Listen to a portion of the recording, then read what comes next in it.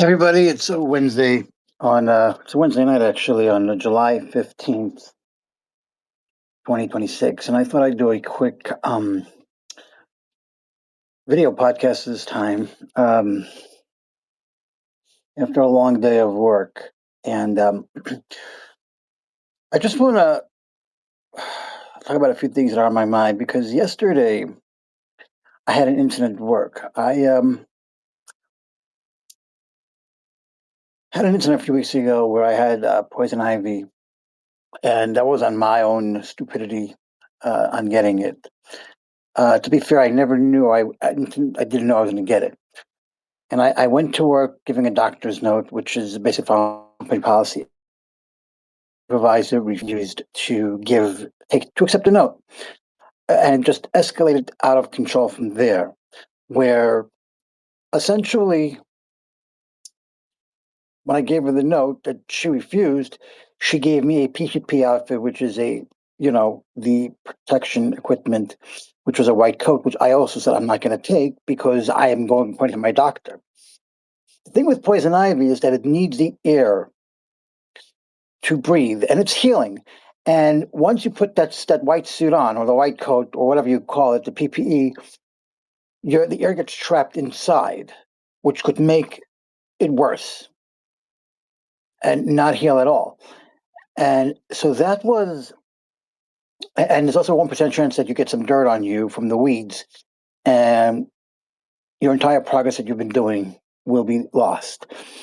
And it just snowballed from there, where she started making up lies that I was harassing her because I was yelling and screaming.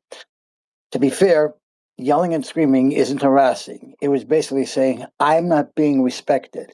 Now, here's the thing. They didn't expect me to fight back. They basically expected me to be a good little boy and follow the words of whatever was going on. And what I want to tell you is that you need that I've learned long ago to stand up for yourself, because you can't let people step all over you. And yes, I work for the city, so you would think that the city would be more stricter on rules, regulations, policies, laws, and guidelines. And you'd think that, right? But you'd be wrong, because it came to a head towards the end of the day where I had to email certain people and request a transfer, where it got really, really bad, to the point where she called her boss and said, he's harassing me. He refuses to do his work. Can you do something about it? To which I was told, pack your bags. Someone's going to come pick you up. All of this was a blatant lie. I never said I refuse to do the work. I said I'm refusing to put on PPE gear at the advice of my doctor, which wasn't good enough apparently. And I was basically following my doctor's rule, because by law, a doctor's note, and this is with every company, by law, every company, if you give them a doctor's note, it becomes a legal document, and it now becomes associated with the ADA rules, which is the American Disabilities Act. And to be clear, that doesn't mean you're disabled. God forbid, I hope everybody here is healthy. What it basically means is the minute you send a doctor's note, it's essentially saying you need to be re-signed until whatever is medically wrong with you is healed or completed. And that's all the letter said, that he cannot pull out weeds because he has poison ivy. And so what did she do? She literally said, put on the suit and you'll be protected, which defeated the entire purpose of the doctor's note. So she said, you refuse to do the work, and so she wrote me up for that. And I kindly said to her, I said, you knew if I couldn't do the work, why couldn't you have somebody else do it? It's a very simple, valid question, right? Right. So she said, because I gave it to you and everybody has a job to do. And I said, great. But in any company, when someone can't do a job, somebody else is reassigned to do it for them. And if you made it a priority to say it has to be done today and not do anything else because it's a priority, and if I can't do it, so are you saying that just to get me to do something, or do you actually mean it? Because you can't have it both ways. Now, yesterday I refused to sign the paperwork because if I signed it, that would prove guilt, and it would have nothing, and that would basically mean I'm giving in to them and caving, and I wasn't about to cave on something that was very simple, that never should have escalated to the point of get him out of here. Get him out of here. Because had I given not, because if I was in any other organization, I would have given that note. They would have respected that, and end of story. I would have been assigned to do a different task that didn't require me to do what I needed to do. There's a very simple solution. Fast forward, they bring in another supervisor from another district who basically set me up with the Kobayashi Maru. And for those who don't who don't know Star Trek, the Kobayashi Maru is the no-win scenario where it is impossible to win it. And Captain Kirk cheated. And he figured out how to beat the system. Which is exactly what I did too, by the way. So the new supervisor comes in and says, "We don't accept this doctor's note. You must call your doctor now and send them tell him to send us a note that says you can work without any restrictions." And I'm thinking to myself, what the fuck? They're basically saying either work or you are going to be asked to leave. It's a simple Kobayashi Maru with an ultimatum, which didn't give me much choice. It was either accept what they're saying or leave, which is exactly what they wanted. And I wasn't going to give it to them. And that's the point here that I'm making. They're trying to get rid of you for literally following the company's policies, for literally going by the book. And what they're saying is, it's not our fault you got poison ivy. We told you not to stick your hand in the garbage. Therefore, because you didn't listen to us, we don't have to accommodate you, which basically is saying you're absolutely wrong. Yes, you told me, but how would any sane person know that if you stick your hand in the garbage, you're going to get poison ivy? Usually you get poison ivy by a poison ivy leaf, right? It turns out, and I didn't know this till recently, it turns out that there's something called urushiol, which is an oil that lives inside soil and weeds, and it's a hidden. Yes. So I owned up to the fact, yes, I got poison ivy. Yes, I'm owning to that. Yes, I stuck my hand in the garbage. Why I stuck my hand in the garbage is irrelevant. The point is, I got the poison ivy. It happened to work. As such, I did. I went to the doctor. Here's the note.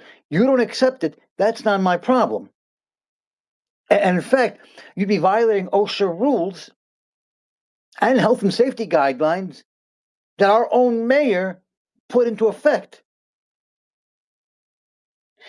And when you're working indirectly for the mayor, how dumb do you have to be to not follow the rules? See, what they don't realize is that they're trying to open up a can of worms that they don't want to have, which is a public relations nightmare of if you try to retaliate, I'll contact the mayor's office, the Parks Commissioner's office, and then I'll call the media, which is a public relations nightmare that the city does not want, because then they will have to explain why they are doing what they're doing, which will not be accepted. And so I had the Kobayashi Maru, which was either call the doctor and get that letter, or I'll be unemployed by the end of a shift today, which was Tuesday. So I did what any normal person would do.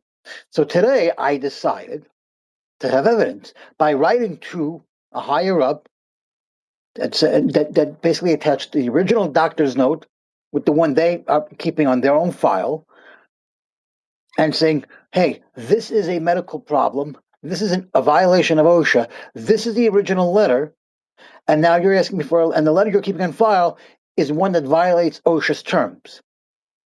Now, I don't care if they answer or not. I'm not expecting her to answer. The point that I was making is that I'm writing for myself as the evidence so that when I do go to my union rep, I'll say, look, these are two letters, both dated, both legit. Guess which one they're keeping on file? So just like they want to CYA themselves, so do I. Because I was doing everything legit by the book, which then they tried to use against me, but that backfired immensely. But here's the thing. I have self-respect. I have dignity. And I wasn't going to let anybody take that away from me, no matter what happened, no matter the cost of that. And they didn't expect me to fight. They figured I would just take the orders because, you know what, it's a contract job, and when the contract runs out, they don't have to deal with me anymore. I don't have to deal with it anymore. And so they realized, you know what, he's expendable. We can let him go. And they basically billed me as an insubordinate for basically doing the right thing. For doing the right thing. But I've been around the block many times. I've experienced, this is not the first rodeo I've got. And here's the thing. I've been a supervisor, and I know how to be one. And you have to treat everybody the way you want to be treated. Because if they don't respect you, then work isn't going to get done. If morale is low, so is production. And I don't and I don't care how you treat other people. And I do care, but you know what I mean. But I've read, but because I've been a supervisor, because I've been in the corporate world, and because I have friends who do this stuff for a living, who are in OSHA and in law, I know they don't expect me to know the rules and regulations of all of these terms of OSHA, safety, but I do. And because of that, I use that to fight the system. At the end of the day, I did apologize in an email, not because I had to, because I wanted to. And you know why? Because it shows integrity. Because it's saying, I apologize for getting you all involved, but it escalated to the point where I had to involve the higher ups. It's not admitting fault. It's basically saying, I'm sorry for how things turned out, and it shouldn't have gone this far. And you know what happened? So this morning I get an email from one of the head people who said they accept my apology and thank you. And they basically said the words, it takes a lot for someone to apologize, even if they're not wrong. And they respect me even more because of that now. They respect me more because I stood my ground. And I'm not admitting I'm not admitting defeat. I'm basically saying I'm doing the right thing by saying I apologize. Not admitting wrong, not admitting anything I'm saying wrong. I'm saying I apologize for the way things got out of hand, and it could have been handled better. But fast forward to today, where they still try to track me with the same stunt with a refusal to work form. And I said, with all the respect, if I didn't sign it yesterday, why do you think I'm going to sign it today? I said, and I quote, excuse me, I refuse to sign this because if I sign it, that is proving my guilt. To which they decided to use to gaslight me by saying, no, it's not. No, you're not. It's basically you signing it to say you were in receipt of this. And I said very calmly, that doesn't make any sense. That doesn't make any sense. Because if I sign this, I'm going to air the words, I'm signing this under protest through coercion. And to this day, I did not sign that paper. and I will not sign that paper. So much so that when I wrote a response in the email, I said, please strike it from the record because it was written under false pretenses through prejudice. I know it's not going to be removed. I know that. But here's the thing. If it ever goes to but here's the thing. They don't know that I have a secret weapon, which is I have union representation. They have no idea that I joined a union. So here's the thing. I'm collecting all this evidence. So when I do go to the union, I can also say, and by the way, I did not sign that refusal notice because it was based off a lie. And I'm not going to acknowledge that, and I'm not going to be bullied into signing that.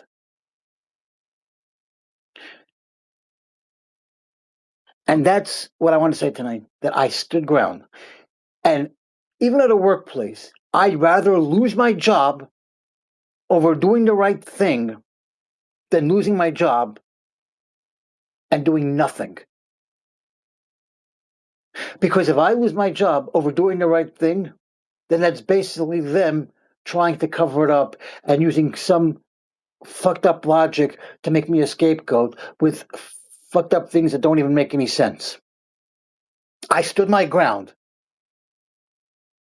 And did I sign my death warrant? Maybe. I got a transfer like I asked for. But at what cost? And at what cost doesn't matter. Because at the end of the day, I still have my dignity. I still have my pride. I still have my integrity. And that's what counts. They're trying every tactic in the book to bully me, to intimidate me. Why? I don't know. But but they didn't expect me to fight back. They expected me to just do what I was told and do my job. And if I sign a paperwork, I'm going to sign it. But here's the thing. I've seen these traps before, and I fell for them before. And you learn from those mistakes, realizing that they're saying things to you just to get you to sign things. And that way, they can use it against you to say, he's acknowledging that he refused to work, and therefore, we can fire him for it. But here's the thing. If I sign it, then I can't argue, can you please take it off my file as a write-up because it was done under false pretenses. And if I sign that, I lose that argument. You see what I'm saying? You can't have it both ways. People think they can, but you can't. It's either you're going to sign it and accept that you refuse to work, and then we can use it against you, or you can tell them to go fuck themselves and fight it, which is really basically what I'm doing. And here's the thing. I am not going to put my medical health, I'm not going to put myself in danger if I feel it's not safe.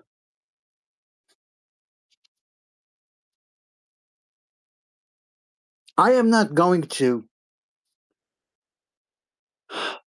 put myself in danger when I'm healing through a medical process. And I have to say that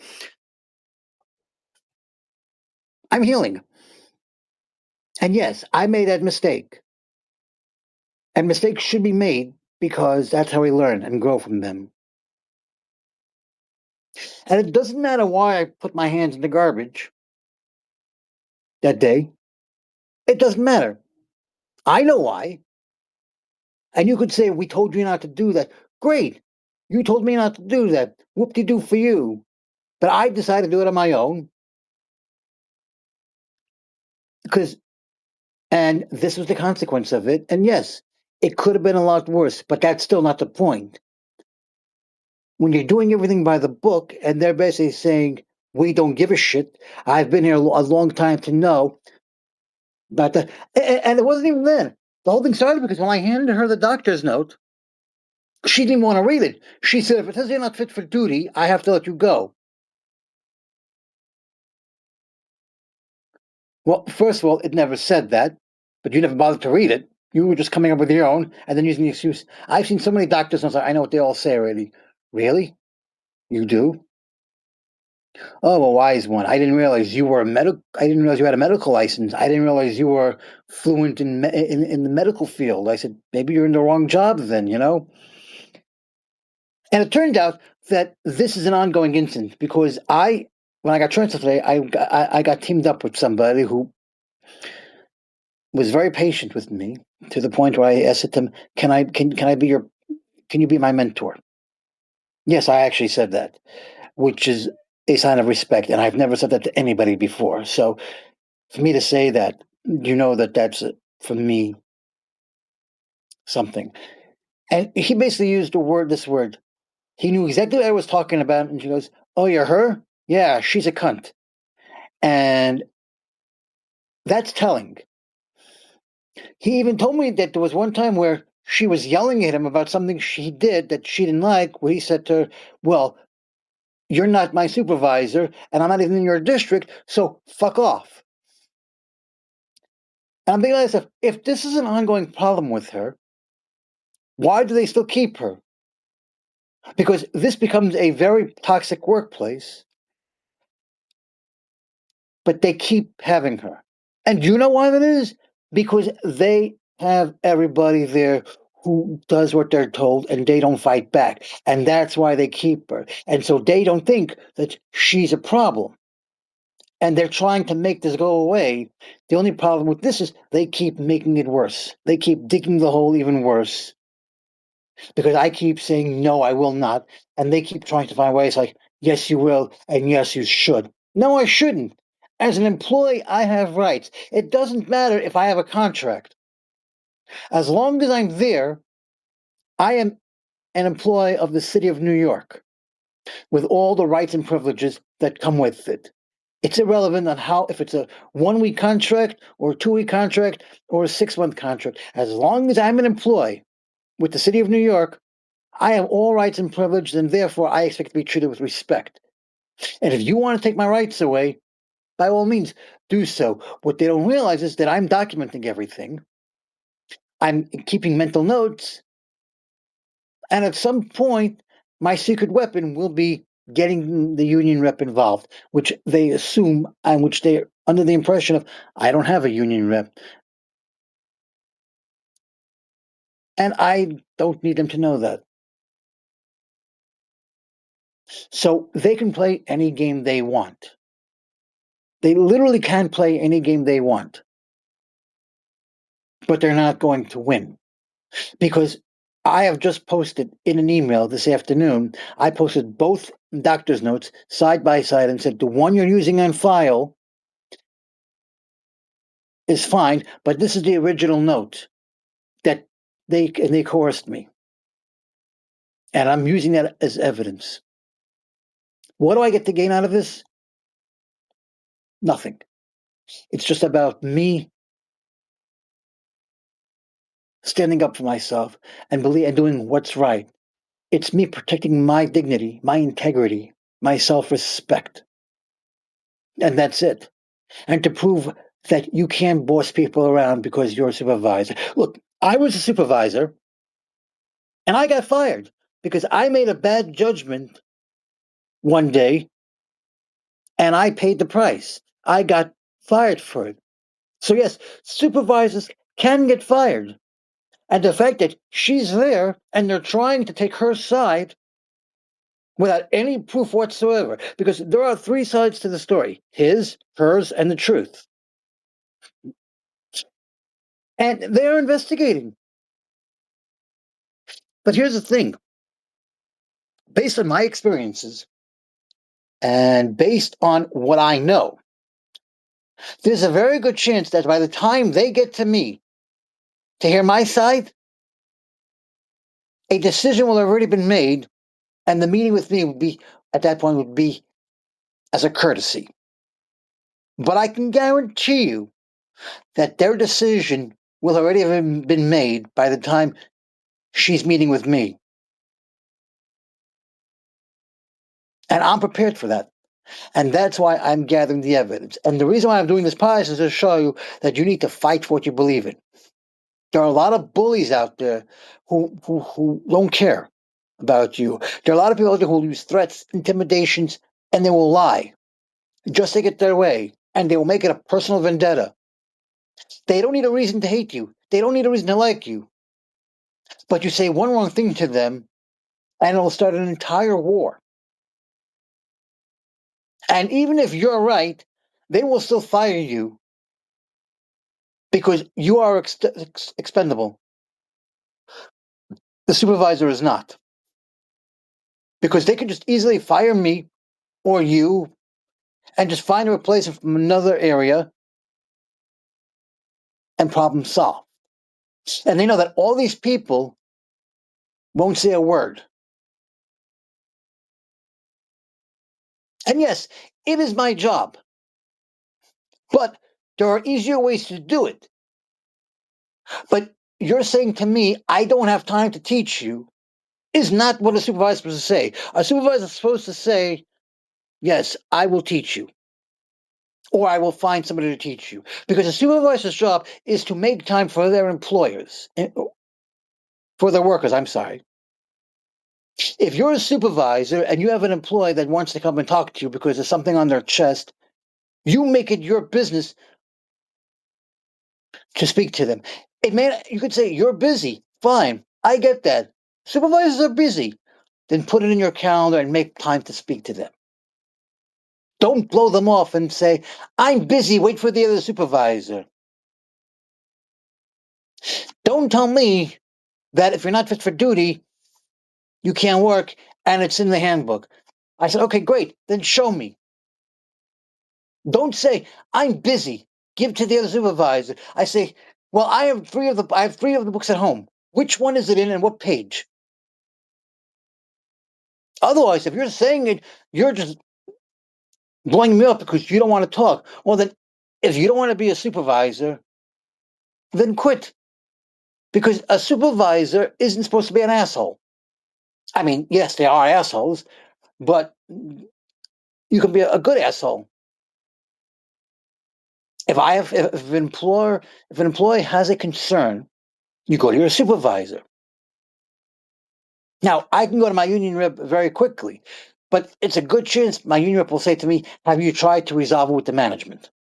Which is exactly what I'm doing. And I'm locking up all the evidence so that if and when that time comes, I can say, I did everything by the book, but they wanted to do it their way. And their way is not the way to do it because their way is in violation of health codes and laws.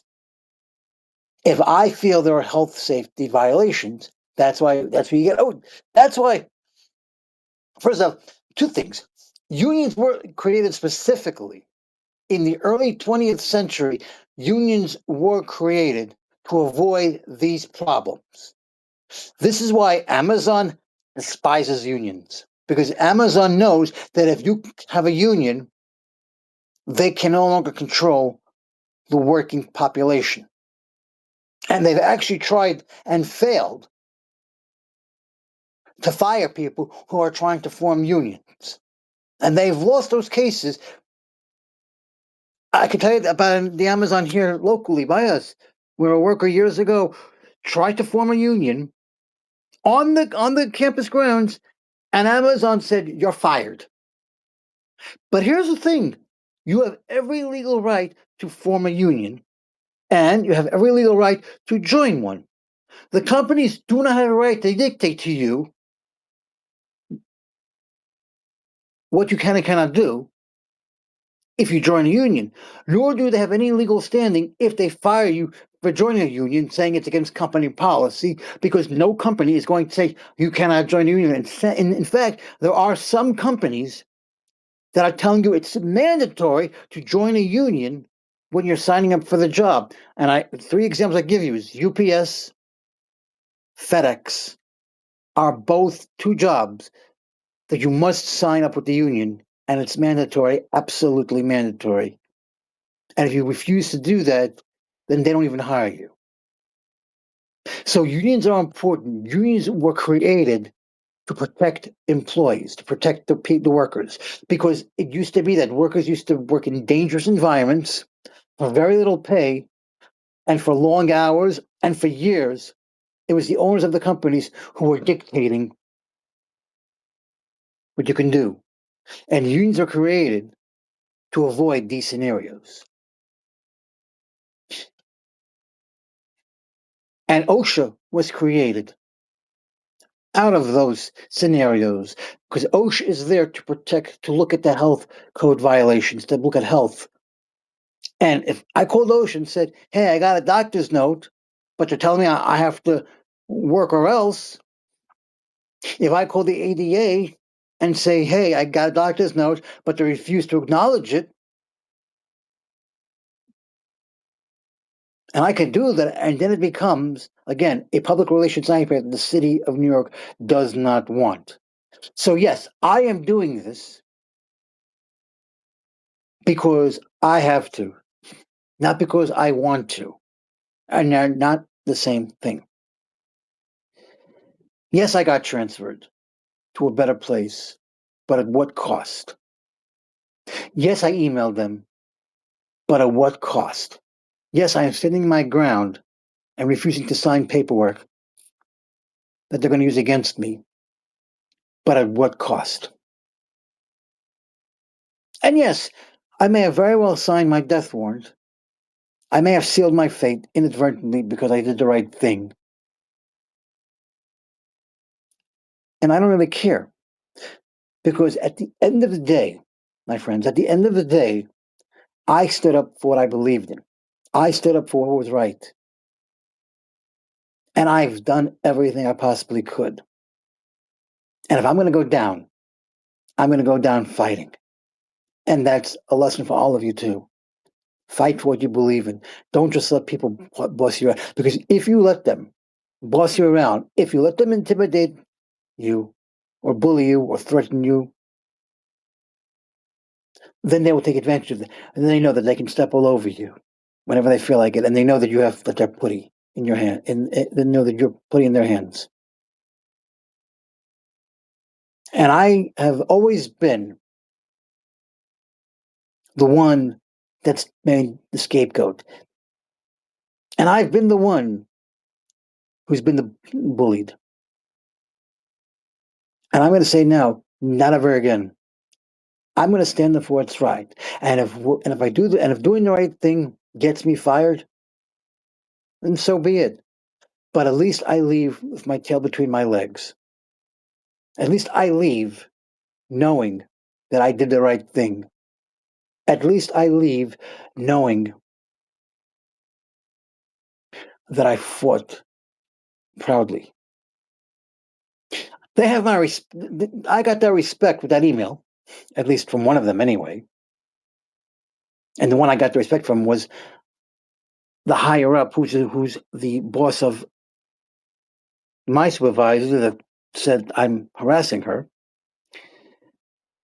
And so she acknowledged that. And I'm not going to read you the email because it's not important. So the fact that I got her respect when she said, and I quote, it takes a lot to do what you did in terms of apologizing. Now, in their mind, they're probably thinking he's admitting he's wrong and he's apologizing for it. And that's okay. I don't really care what they think. I don't really care what they say because I know why I'm writing that letter. Because it's the right thing to do. Because somebody with integrity, somebody who has self-respect, will write that email to show that they realize what happened, but they're not admitting anything, but they realize that they tried their best. But in a way, I'm using that also as evidence to say, hey, I'm working with them, but they don't want to hear anything from it. So this was day one of a new chapter. As they said to me this morning, clean slate, second chance. And yes, they had every right in their mind. They could have fired me yesterday for what they call insubordination, which was really a lie. I wasn't insubordinate. I was standing my ground. I never said I refused to do the work. Not once did I ever say that. And I also said to her, I'm only yelling and screaming because I don't like how you're treating me. I'm only yelling and screaming because you're disrespecting me and you're taking away my rights. If you consider that harassment, then you need a training course on how to communicate with people, because that is not harassing you. I am not violating any sort of rule regarding verbal assault. I am not. Because I like to know how yelling and screaming is harassing you. Now, I don't know, again, I don't know what the outcome is going to be. I know they're investigating on that end. I know that at some point they're going to want to hear my side of the story, because I specifically wrote in the email. I basically forced the meeting by saying, I have more to say to you face to face. I said what I wanted to say in an email, but I'm holding everything else close to my chest so that I can force the meeting. So I said, I have more to say face to face, which is technically true. And I can speak to my new supervisors at the new place that I'm in, but at the end of the day, the person that's going to have the meeting with me is their boss. And whatever decision she makes has to be followed. So that's where we stand. So I'm grateful for the second chance, because not everybody does that. And I had to make a choice yesterday. The Kobayashi Maru, the no-win scenario. I had to be the Captain Kirk. But I didn't cheat. I just took the path of least resistance. Because if I didn't, then they can say, then I have no argument. Because if they fire me, I can collect unemployment, but I then can start a file. I can then start filing complaints and give them that public relations nightmare that they so do not want, because you fired me of a wrongful termination, which I'm probably sure they realized that if they fired me, they likely knew what I was going to do next. They probably anticipated that I would file a complaint for wrongful termination, which is what they didn't want. Which is, theoretically, I could have actually called their bluff, but I wasn't about to try it. I wasn't about to take that risk. And I always believe that taking risks is important and it's part of the game, absolutely. But not when it comes to my livelihood. Not when it comes to my livelihood, because I knew that if I did not give them what they wanted,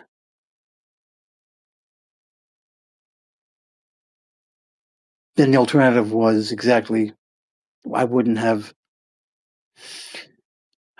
I'm going to fight this, and I'm going to continue standing up for it.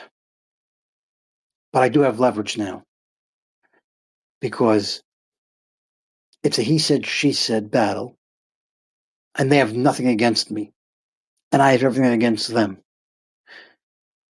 They may see me refusing to sign the refusal to work as being difficult and insubordinate, and that's okay.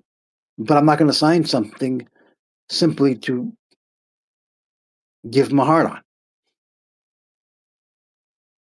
I'm innocent. I never said I refused to work at all. They can frame it any way they want. But anyway, stand up for what you believe in. Do the right thing. But at least if you go down, you went down fighting, and you did the right thing.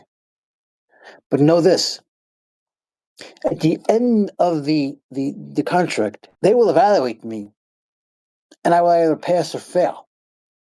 And they may fail me and say he can never work in any city job ever again because he's a difficult employee.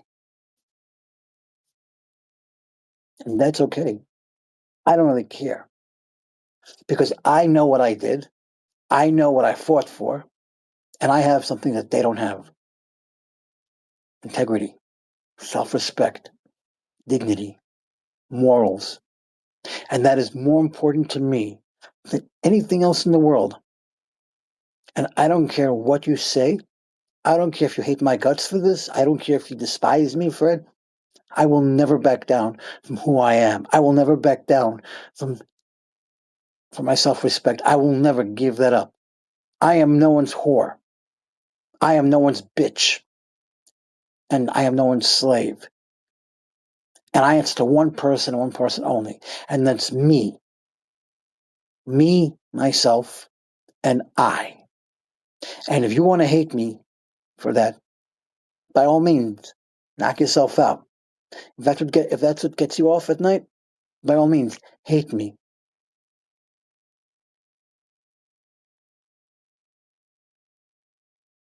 And all it takes is one person to make a difference. And if I can do that, then I've done my job. But if I can leave this job and be successful and learn, that's great.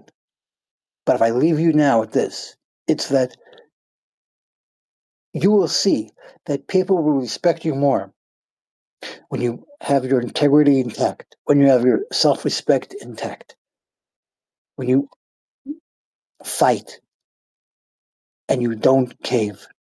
Because the minute you cave is the minute you've sold your soul.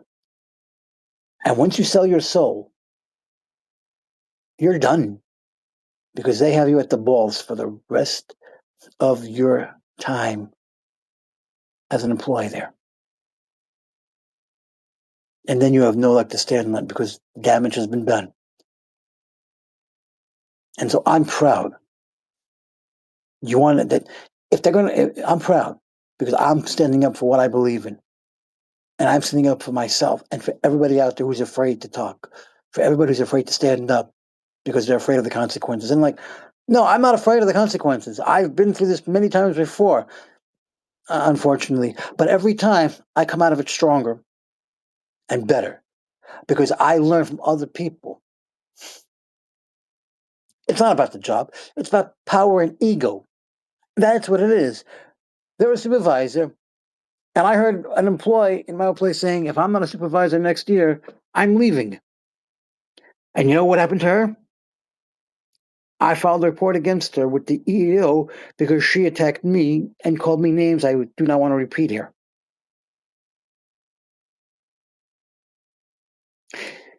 So people want the power. So this is about power and ego.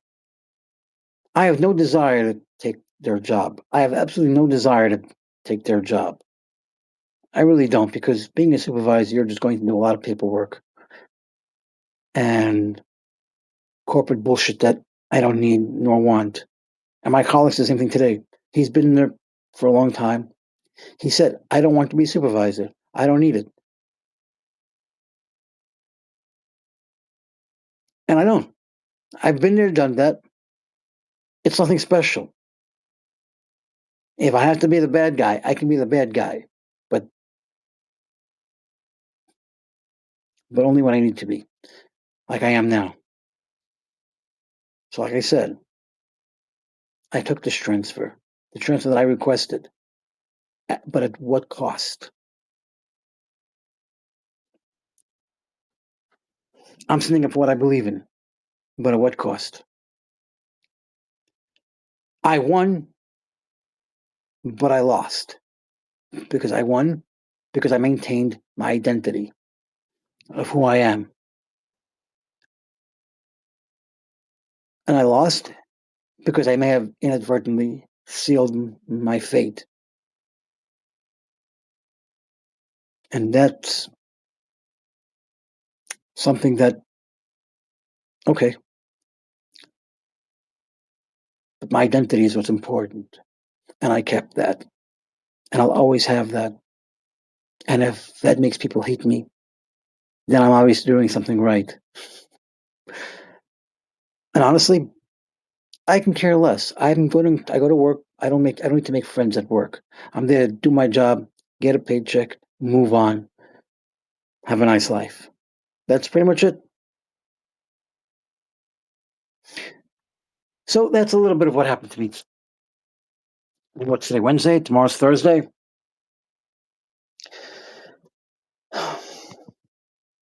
We'll see what happens tomorrow. I plan on adding more to this speech to my supervisor tomorrow. I tried to do it today, but the other supervisor said he's busy because he has to get ready for the night crew, and I should lay low until 3:30, which I did. And he wasn't trying to blow me off. He generally was getting ready for the night crew. Funnily enough, he was out of uniform, so I don't. And if I did that, So that's it. Really much. What happens next? I don't know. Will she answer that email that I sent her at, 2:30 this afternoon? I'll be very surprised if she does respond. I'm not expecting her to. That wasn't the point of why I sent it. I sent it just to have a paper trail for evidence if I ever need it. Will she acknowledge it? 50-50. And if she does, I can't imagine how she'll respond to it.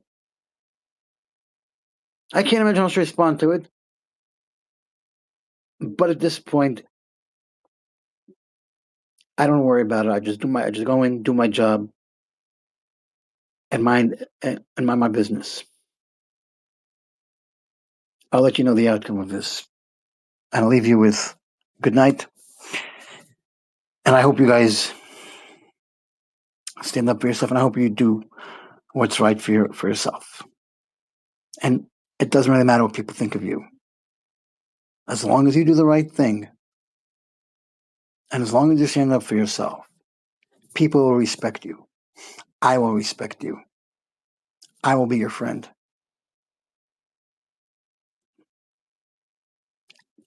But really, who needs friends anyway? Enjoy your life on your own terms.